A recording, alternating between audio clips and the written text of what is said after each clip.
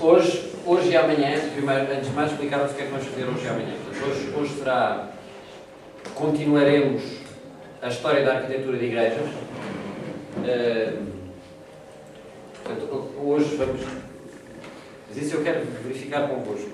Portanto, hoje é suposto a aula, e provavelmente, por aquilo que eu estive a ver, não vou conseguir acabar hoje, portanto, tinha previsto só uma, mas vou continuar para a semana também. Ser sobre a arquitetura de igrejas na época moderna. Já veremos exatamente o que é que isso quer dizer. E amanhã será o Padre Luís Manuel Pereira da Silva que começa com a história da liturgia, que exatamente nós quisemos fazer mais ou menos em paralelo com, e em princípio todos os sábados, com eventual exceção de um ou outro que o Padre Luís não possa, todos os sábados será a história da liturgia e depois o rito dos sacramentos. Mas, em primeiro lugar, eu gostava de ter um bocadinho de feedback da aula da semana passada sobre a arquitetura moderna. O que é que vocês retiraram daí? Se fosse... Padre Duarte, é sempre o Padre Duarte que começa a falar, a gente depois diz. Não esqueci de piada. Uma partilha acerca da... Não, uma partilha, uma crítica, quer dizer, assim, tudo vejam, é exatamente por causa disto, compreendam, é exatamente por causa de nós fazermos as coisas e podermos ir acertando, que eu não vos dou o programa final, não é? A vantagem é que se vocês acharem que há qualquer coisa que precisa de ser completada relativamente à primeira, ou hoje, como vos digo, hoje não vou conseguir dar tudo completo depois, portanto, sempre que se acha que há qualquer coisa que não está devidamente completa, ou que faz falta, ou que se ganharia com isso, depois nós tentamos, o curso é dinâmico e, portanto, tentaremos colmatar isso, arranjando alguém que o faça, ou fazendo nós mesmos, estão a perceber? Portanto, gostava de ter, nós fizemos algum investimento em trazer cá o Ferdinando Sanzoterra, como perceberam, mas gostava de ter um feedback quanto a isso. Eu, da minha parte, dentro daquilo que é a simplicidade do conhecimento acerca destes conteúdos, porque é mesmo muito básico, permitiu-me, a vinda desse professor, o professor Fernando, me permitiu abrir um bocadinho, ampliar um bocadinho a perspectiva acerca da forma como se podem chegar à elaboração de certas igrejas, não é? Atendendo aos princípios fundamentais, e ainda há pouco partilhava com um colega que efetivamente gostei da forma como foram apresentados, nomeadamente o Gio Ponti, gostei da parte teórica, nomeadamente depois aquela situação final, acho que do livro Amate da arquitetura, porque de facto eu tenho citado ao longo desta semana a outras pessoas algumas das expressões, nomeadamente aquela onde ele diz exigir, não é, aos arquitetos bonitas, belas faculdades ou belos hospitais, belas igrejas, ou seja, esta noção da beleza e da importância que a estética tem para a vida do homem, como lugar de harmonia, de encontro com ele próprio, onde o homem é centro, de facto, da arquitetura, porque é feito para a habitação do homem. Essa consciência, acho que ajuda a perceber que depois a forma à qual a gente depois chega na concepção de uma igreja, se eu tiver estas linhas todas de partida, conseguimos fazer coisas boas, não é? Não é o homem que está ao serviço da arquitetura, é a arquitetura verdadeiramente ao serviço do homem, mas no homem, não apenas como uma questão funcional, mas como uma questão de princípio, onde a estética fala da fé, onde a estética fala da verdade do homem, onde a estética está ao serviço da dignidade do próprio homem, não é? Eu acho que foi nesse sentido, foi muito importante, porque abriu, houve ali um ou outro modelo que o professor Fernando trouxe, nomeadamente aquela capela funerária, achei muito interessante, uma forma completamente do Scarpa, não é? Uma forma completamente diferente, onde a simbologia, sem dúvida, que está presente. Tomara que as capelas funerárias muitas vezes tivessem essa noção. Ali era com um casal, não é? Aquela questão da aliança foi uma coisa que mexeu, gostei muito. Foi muito positivo. Mais alguém? Arquitetos, sacerdotes, cada um dizer da perspectiva do ondoga, da perspectiva do arquiteto, alguma coisa, do artista plástico? Eu não sei, foi muito bem, sem dúvida nenhuma, a exposição. não sei se era inevitável que se centrasse demasiado na arquitetura italiana. Porque ficamos sem saber como é que é na França, como é que é na Alemanha, como é que é noutros sítios. Foi pena, só por isso. Eles têm esse defeito, os italianos.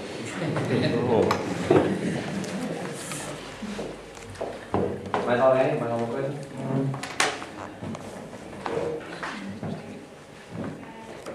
Pronto, vamos ver. Eu não tenho. Eu percebi isso. Quer dizer, eu próprio senti, faço a minha autocrítica, não é a minha autocrítica, mas a crítica àquilo que aconteceu, senti que aconteceu uma coisa que não tinha acontecido na edição anterior, e por isso é que eu pedi para vir outra pessoa, que é serem dados critérios. Quer dizer, não basta mostrar, é preciso ajuizar as coisas. E isso foi feito.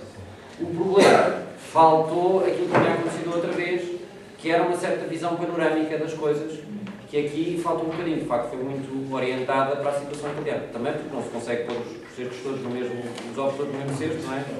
Pronto. Vamos ver. Com um bocadinho de sorte, ainda conseguimos trazer cá alguém que nos dê uma visão mais panorâmica e depois dê para mexer. Ora bem, então, hoje vamos entrar nesta questão que tem a ver com a época moderna. E, portanto, percebem que estamos a fazer a história ao contrário, não é? Portanto, estamos a começar da contemporaneidade para trás, depois já tinha dito isso. Começo por vos contar uma história que deve servir como alerta. Já disse isto na sessão inaugural, quem me lançou assim um bocadinho sem eu saber nestas coisas, acabou por ser o professor António dos Reis Rodrigues, falecido, que, quando foi a comemoração dos 25 anos do seu Cardeal Patriarca, quis organizar uma grande exposição das igrejas construídas e um colóquio. E eu ajudei, sobretudo, na organização do colóquio, trazendo cá exatamente duas pessoas que são de referência para mim, a professora Maria Antonieta Cripa, que vai falar sobre as igrejas, sobre o Vaticano II e sobre as igrejas do pós-Vaticano II, e o professor Sandro Benedetti, que era, na altura, o arquiteto responsável do Vaticano. E nessa altura, houve alguém que apresentou uma história das igrejas, portanto, aquilo havia eu tinha montado aquilo em dois módulos, ou tínhamos montado aquilo em dois módulos, havia um primeiro que era a história da arquitetura das igrejas, e depois as aprendizagens realizadas com o Vaticano II, as inovações trazidas pelo Vaticano II. Quem falou das inovações trazidas pelo Vaticano II foi a Cripa. E depois havia um segundo módulo que tinha a ver com a arquitetura considerada a várias escalas. Portanto, a igreja na cidade, o espaço interno da igreja, que falou o Benedetti, embora não especialmente sobre isso, e a arte sacra nas igrejas.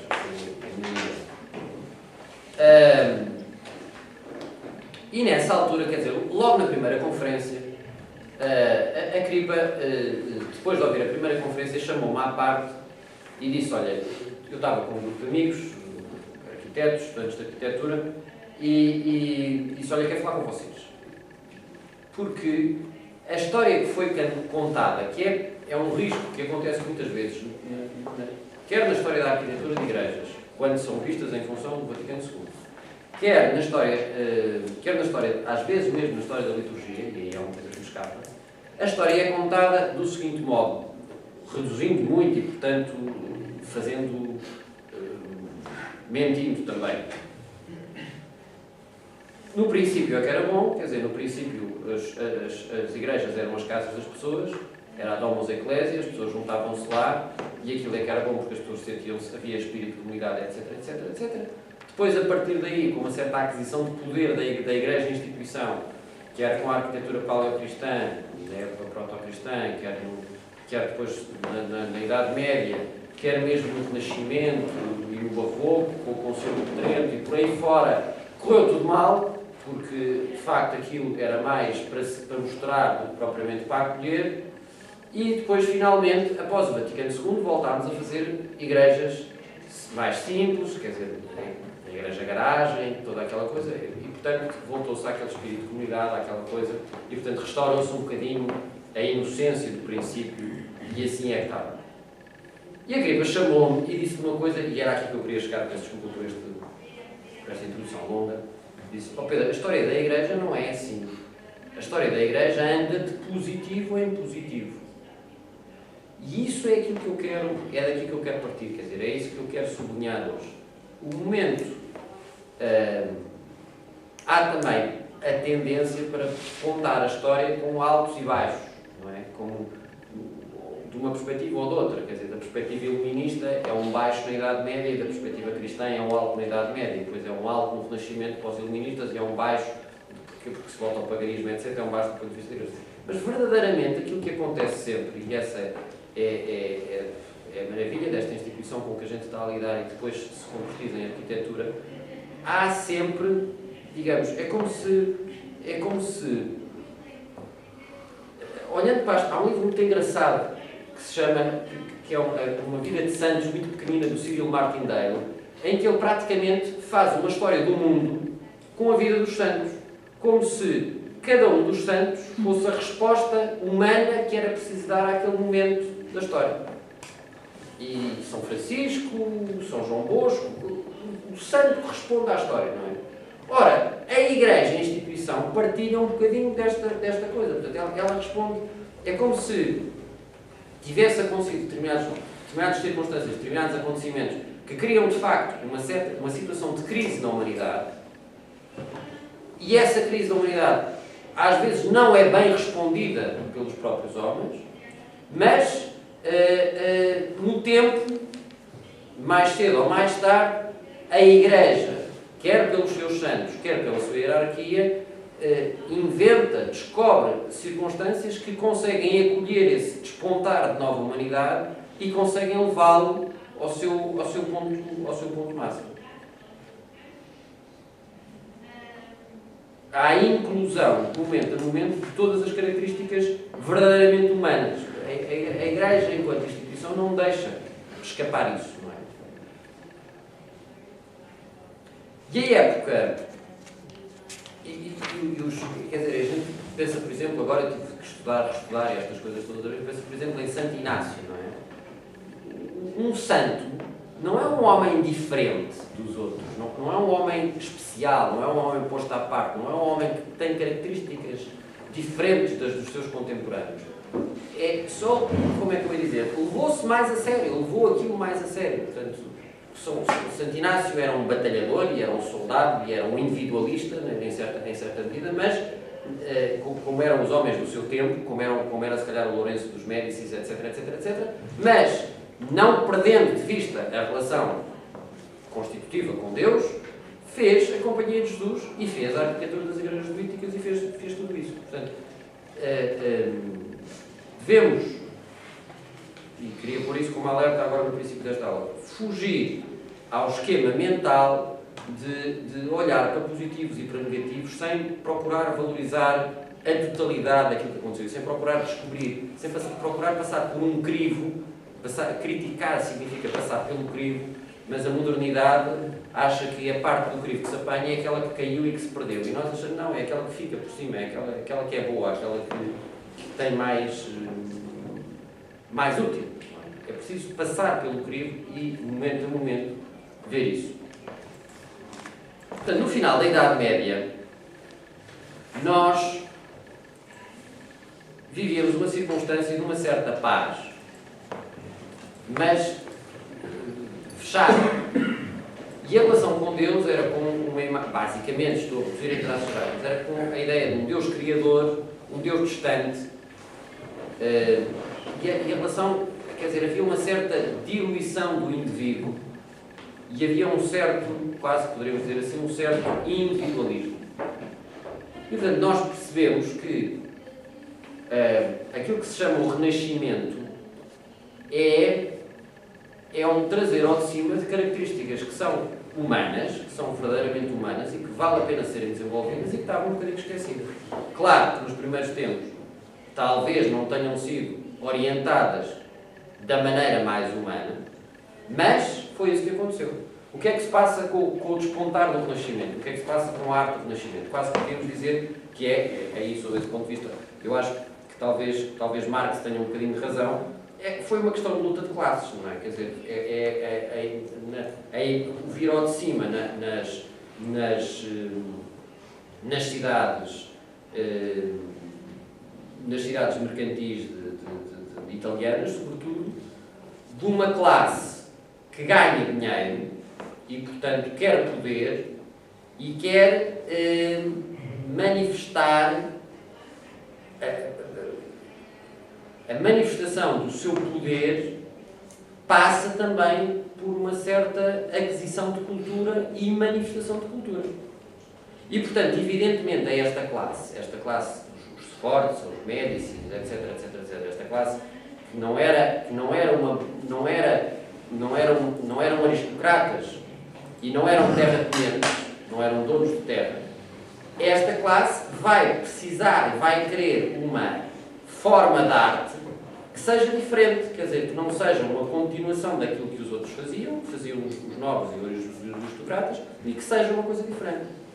E todo o esforço do Renascimento é exatamente, portanto, vai-se tentar reinstaurar, vai-se tentar justificar. Como é que se vai justificar dessa maneira pela arte? Servindo-se também de movimentos culturais, etc. Indo buscar, saltando por cima da história imediata e indo buscar referências à antiguidade.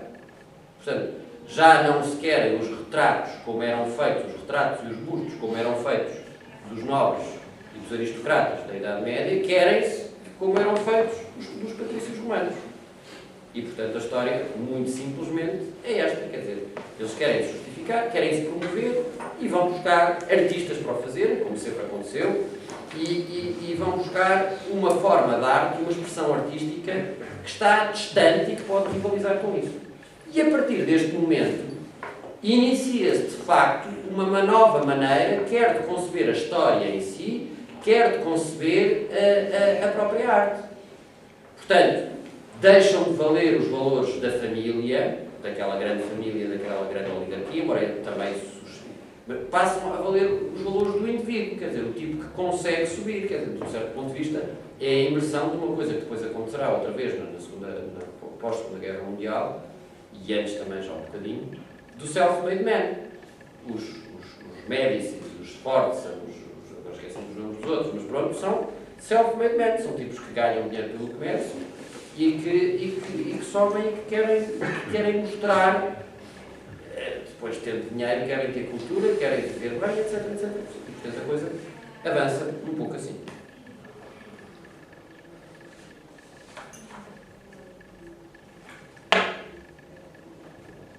Como é que esta época se situa, assim, em traços gerais?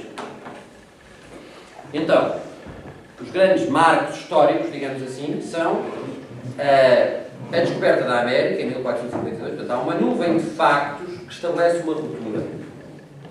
Essa nuvem de factos tem a ver com a descoberta da América e depois também, que acontece em 1492, e depois também, evidentemente, os factos correlatos dos descobrimentos, a descoberta do caminho marítimo para a Índia em 1498 e da descoberta do Brasil em 1500. Em 1453 dá-se a queda de Granada, também, em 1452 também se dá a queda de Granada, portanto era ainda um reduto árabe e, portanto, oriental na Europa Ocidental. E em 1453, portanto, alguns anos antes, houve a queda de Constantinopla. A queda de Constantinopla é um grande fator que converge também para este aparecimento de uma erudição e de uma cultura novas, não é? Porque estes cristãos de Constantinopla fogem, muitos deles, para a Itália e trazem com eles uma cultura que sobreviveu, que é uma sobrevivência da cultura clássica. E trazem cultura, trazem o grego, trazem o latim, trazem a sobrevivência da civilização helénica e da civilização latina, e com eles também uma nova concepção de arte, um novo gosto, que depois é capitalizado pelos artistas do Renascimento. Outro aspecto importante tem a ver com a reforma cristã. Portanto, a época moderna é caracterizada, digamos, por um tríplice de acontecimentos relevantes, que são os descobrimentos, e sobre esses falaremos agora, a reforma, Lutero, as teses que foram fixadas, e o aparecimento da ciência, sobretudo com o telescópio. E, portanto, este período moderno situa-se entre, digamos, meados do século XV, 1450, 1492, até, digamos assim, à Revolução Francesa, ou 1789, ou então até à independência da América. Os historiadores anglo-saxónicos tendem a considerar mais a independência da América em 1776 do que a Revolução Francesa em 1789. Para o que nos diz respeito, talvez seja mais importante considerar a Revolução Francesa e a queda do ancião regime do que a independência da América. Portanto, ainda antes disso, em Portugal, digamos assim, para nós nos situarmos, temos monumentos e datas. A Torre de Belém, que manifesta já qualquer coisa que em termos artísticos ainda tem qualquer coisa medieval, mas como manifestação cultural já é claramente qualquer coisa moderna, porque é uma afirmação dos descobrimentos. A Torre de Belém é construída entre 1515 e 1519 e, coetaneamente, os Jerónimos em 1480, e vamos até à Estrela, que é exatamente inaugurada em 1789. A primeira pedra em 1785 e inaugurada em 1789. Em 1785, Dona Maria começa a dar sinais de loucura, as invasões em 1811. Portanto, estas são, digamos assim, as datas que estou a dizer. Nós tratarei exatamente de vos mostrar como estes dois edifícios que pontuam a história, que pontuam esta história, que era a Torre de Belém e os Jerónimos por um lado, que era a Estrela por outro, balizam e dão substância a este período. Quais são, dizia eu, os aspectos essenciais? Os aspectos essenciais têm a ver com a ruptura criada pelos descobrimentos. Verdadeiramente é um momento de crise, no sentido em que é um momento de decisão, porque é o primeiro momento em que aquilo que está para lá do mar precisa de ser considerado, não é? Portanto, aquela coisa que São Paulo dizia, avaliai tudo e ficai com aquilo que é bom, agora faz-se com pessoas que não têm a mesma cultura, que não falam a mesma língua, que até parece que não têm cultura, etc, etc, etc. Portanto, este esforço de culturalização e de relação cultural, de mistinização, de introdução dos aspectos culturais das civilizações na nossa, tem este momento dramático que acontece com os descobrimentos. O segundo fator importante, evidentemente, é a reforma. Não é? Portanto, a reforma protestante e a reforma católica. Hoje em dia, nas escolas continua-se a ensinar contra a reforma, mas verdadeiramente os historiadores já não usam esse termo. Fala-se da reforma protestante e da reforma católica.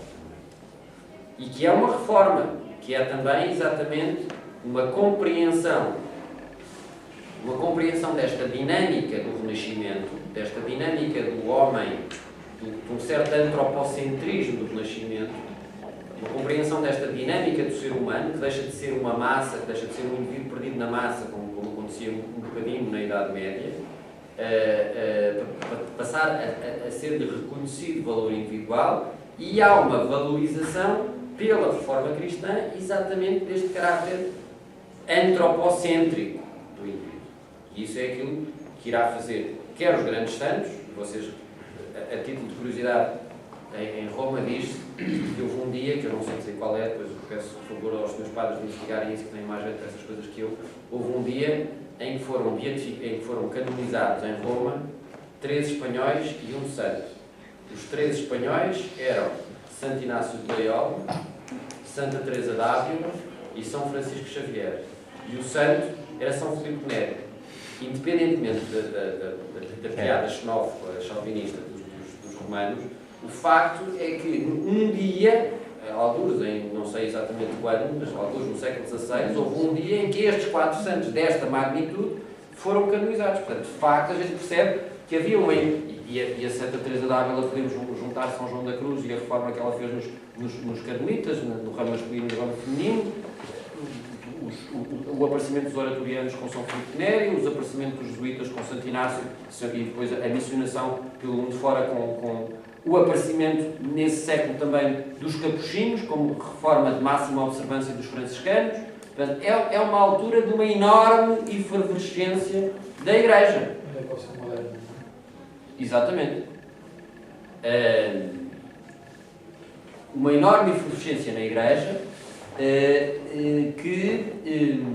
que depois é, de algum modo, acompanhada institucionalmente com o Concílio de Trento, de onde saem, e avanço desde já isso, um documento muito importante, que são as instruções de São Carlos Borromeu, onde são parametrizados de uma maneira muito clara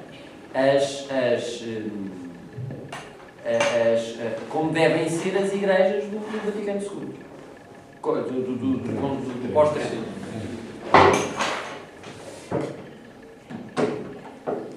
Portanto, passa-se a viver numa economia monetária em repúblicas. Há, por influxo destes nobres e por influxo destes ricos italianos e depois dos outros, uma islamização da cultura. E esse é um facto, as teses de Royce, etc. Há uma islamização da cultura europeia. Há uma classe ascendente, que é esta burguesia endinheirada, que procura um novo tipo de arte.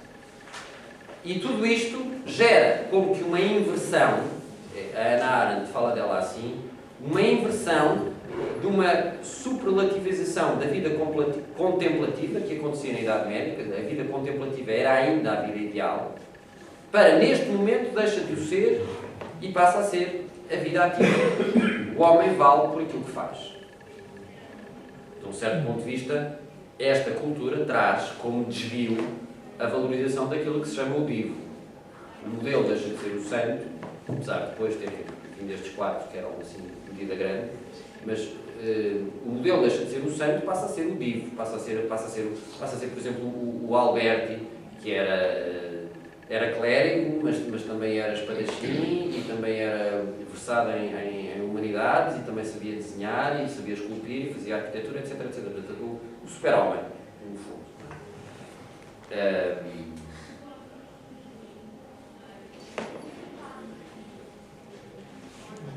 Este fator é valorizado, como já vos disse, pelos contínuos processos de cercar Constantinopla, que depois levam à sua queda e que, portanto, é alimentado pela fuga de homens cultos.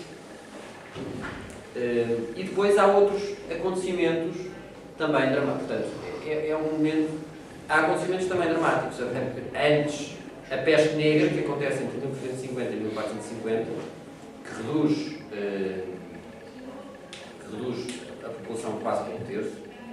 O cisma de Avignon, que acontece entre 1309 e 1418, portanto, só em 1418 é que é reinstaurada a Cátedra de Pedro em Roma.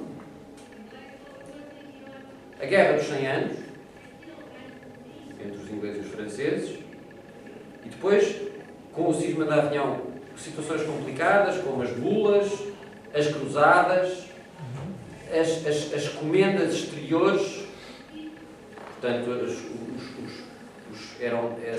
aos conventos eram dados abates comendatários que acabaram por servir sobretudo para lhes sugar. A ideia não era má em princípio, quer dizer, era feita por um bom princípio, porque havia muitos conventos e mosteiros que estavam numa situação muito dissoluta.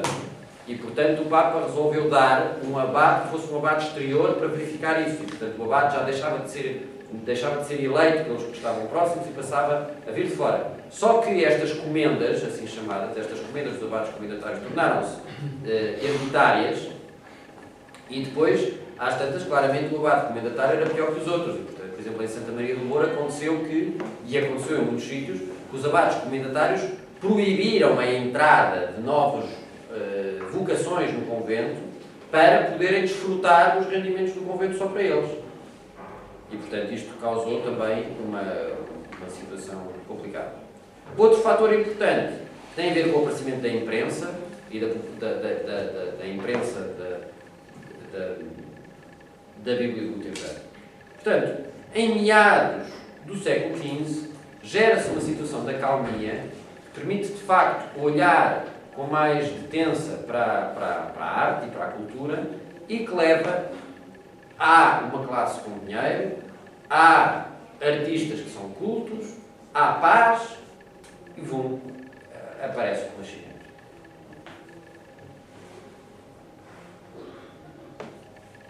Ao nível da arte, introdução de aspectos importantes que têm a ver com o naturalismo, que já tinha sido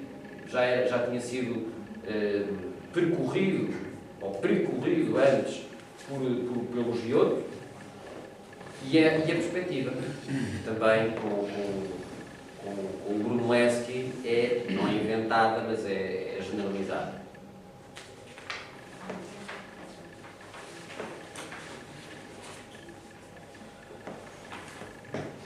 O que é que isto implica para a arte?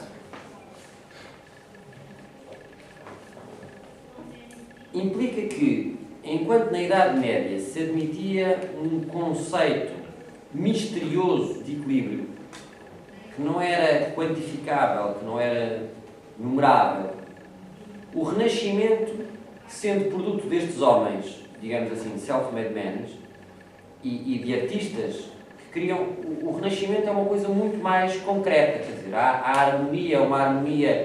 harmonia arquitetónica e os traçados arquitetónicos são, na maior parte das vezes, traçados, cálculos de adição algébrica, portanto, não, por módulos, digamos assim. E já vos vou mostrar depois isso. Na pintura, há a valorização do naturalismo, portanto, que depois se vai reencontrar e informar, não propriamente com a pintura, mas com a arte clássica, sobretudo romana. E isto leva também a defeitos, uma certa valorização. Esta valorização da natureza leva à valorização do instinto, a um certo comportamento amoral, a uma valorização do paganismo,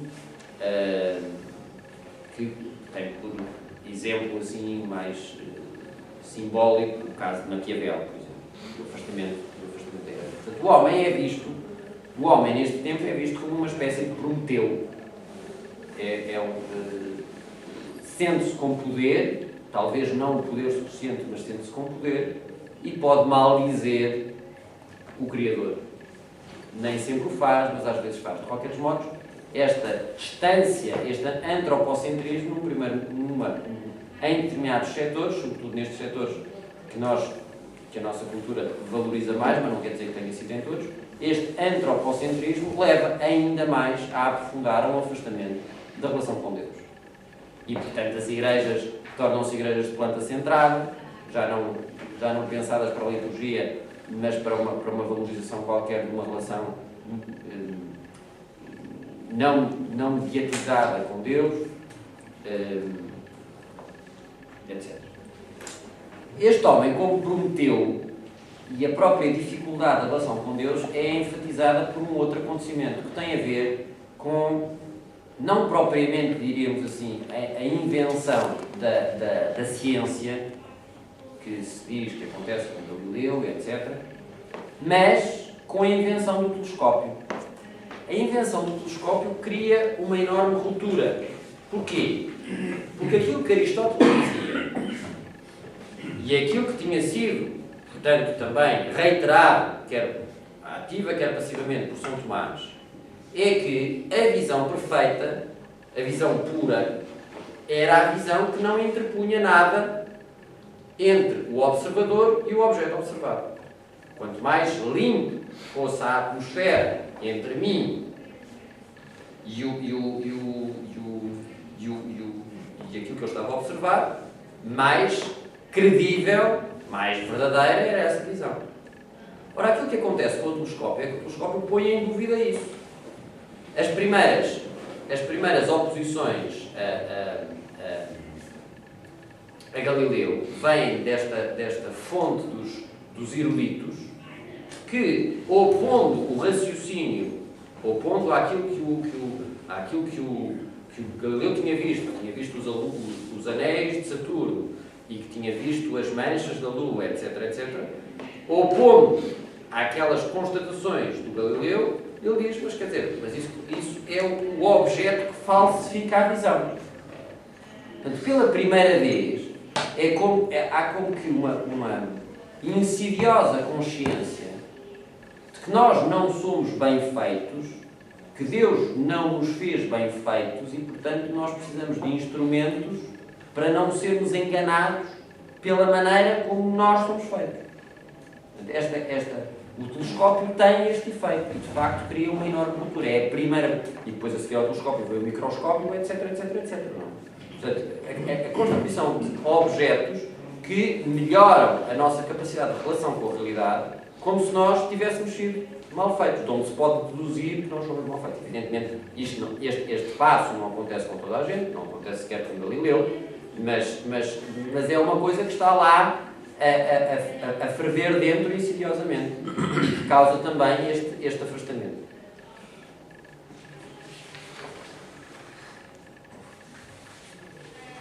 O telescópio, em certa medida, vejam que concomitantemente às teses do Galileu, há também as propostas do Descartes. E verdadeiramente, a única coisa que o Descartes diz que me permite confiar naquilo que eu vejo é que há um Deus bom. E naquilo que eu vejo e naquilo que eu penso é que há um Deus bom. Um Deus que não quer enganar. Porque eu poderia ser enganado, ele só chega até este ponto, não é? Eu poderia ser enganado. E o telescópio, de algum modo, vem inferir a tese de que Deus é bom e que não nos quer enganar, que era só uma afirmação moral nas teses de Descartes. Portanto, de facto, o pensamento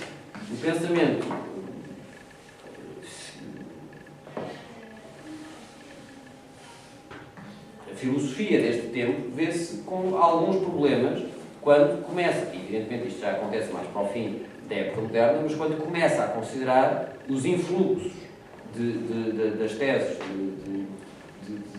do telescópio, dos efeitos do telescópio nas teses filosóficas.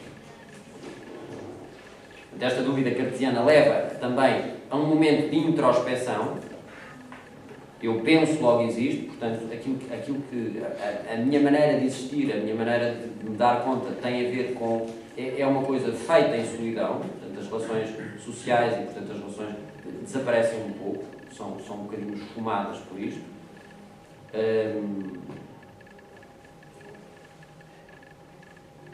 Há como que uma fratura no homem, uma alienação relativamente à realidade.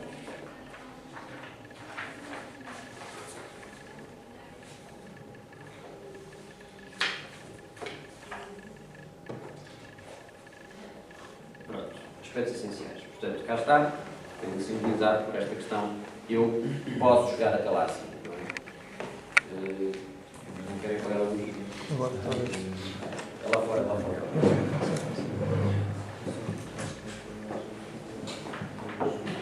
É? Não, agora pode estar, porque vamos para a imagem. Pronto. Portanto, a Torre de Babel, este gigante na caverna que se volta, este gigante que é Prometeu, e que o quadro não é desta época, mas marca exatamente a consciência que se tem no fim desta época Goya desenha muitos monstros que têm a ver exatamente também com a guerra de Espanha, com as guerras em Espanha, mas também com esta consciência de uma época que toma consciência da sua própria dissolução.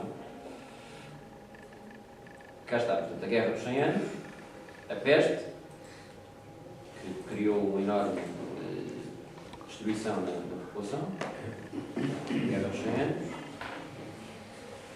o desenvolvimento do comércio, a influência islâmica na Europa, portanto, vejam os turbantes que acontecem em ambiente ocidental, e a queda de Bizâncio com a imigração uma classe de eruditos greco-latinos para a Europa, especialmente para a Itália. Portanto, gera-se uma enorme confusão, um enorme tormento.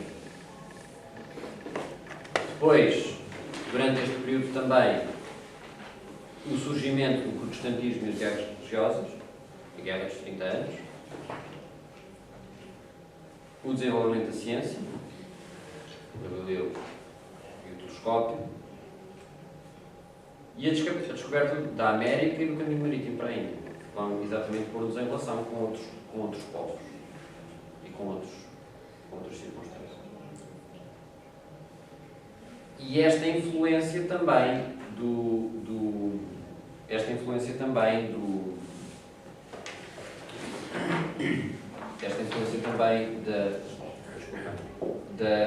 pensamento cartesiano, que já estava nascente, diz o Peter Burke. Segundo este diagrama, há 4 níveis de existência. Em ordem ascendente são os seguintes: existir, como uma pedra, está ali. Viver, como uma planta. Sentir, como um cavalo. E pensar, como um homem. E há, por sua vez, 4 tipos correspondentes de ser humano. O mandrião, que sofre de preguiça, portanto tem uma existência como se fosse uma pedra. O glutão, que só vive para sobreviver, é estar concentrado nisso. O vaidoso, representado segurando um espelho. E o estudioso, sentado junto no seu atril. Por outras palavras, a humanidade é perfectível, mas só os humanistas é que são verdadeiramente humanos. Portanto, só os humanistas é que atingem este nível de humanidade. Mas isto há de facto, é um antropocentrismo. Contexto artístico. Mudanças de linguagem. Na Idade Média, a linguagem gótica, e no Renascimento aparece a linguagem clássica, na escultura e na arquitetura, e o naturalismo. Em finais do século XVIII aparece outra vez a linguagem gótica e a linguagem eclética, mas devia estar aqui uma coisa que me saltou, que é o naturalismo na pintura.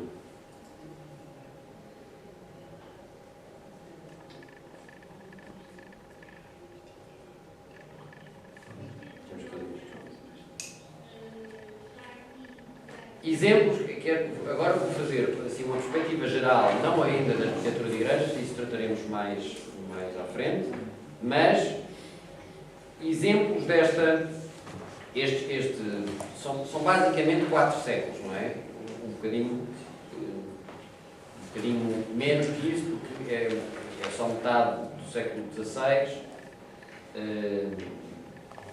Isto está errado. Deve ser 400, 500. Portanto, Renascimento 400, Maneirismo 500, o Barroco 600 e o Gotismo aqui é 700. 800 já é século XIX, já é outra coisa, já é época contemporânea. Mas só agora é que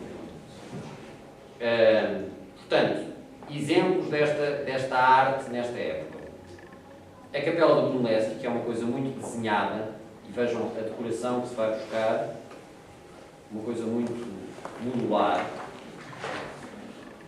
Na escultura, este naturalismo quase clássico. E outra vez, também o naturalismo em mais atos. A invenção da perspectiva, outra vez com esta tentativa de representar as leis que permitem a representação real das coisas.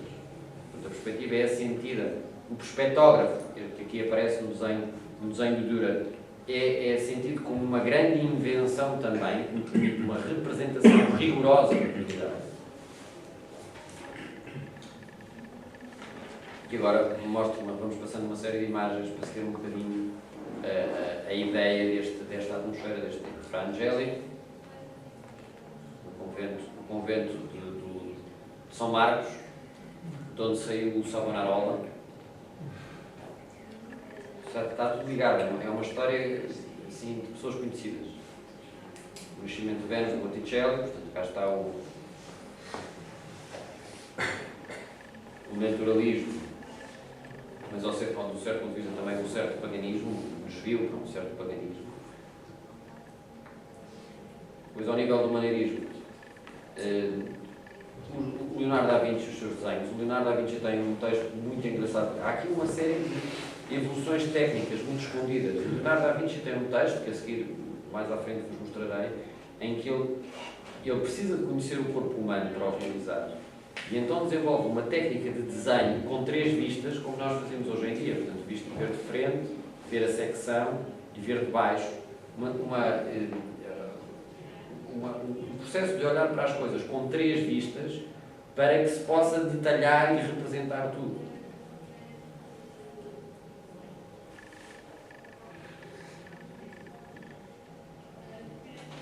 São imagens conhecidas, mas de qualquer modo penso que podem serem recordadas.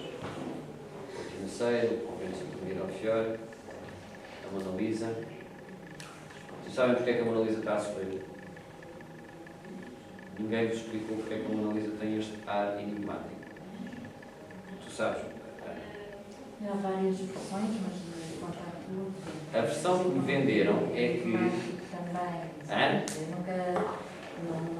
Não consigo chegar a nenhum consenso. Quer dizer, há várias A teorias. versão que me venderam é que, se vocês notarem bem, ou sabendo é fácil ver, a linha do horizonte aqui é diferente da daqui.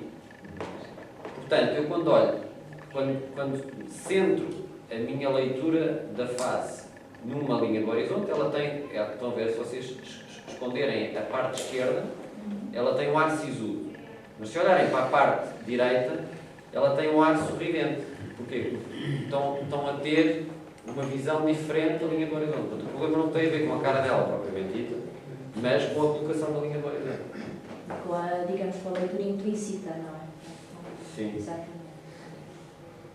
Mas é ela ou é ele? Pois há essas tipos de coisas, não é? E agora descobriram uma mais nova, 20 anos. E esta? Não. Sim. Veio no jornal ontem. Pronto. Miguel Ângelo, outro personagem extraordinário deste período. Teto da Capela Sistina.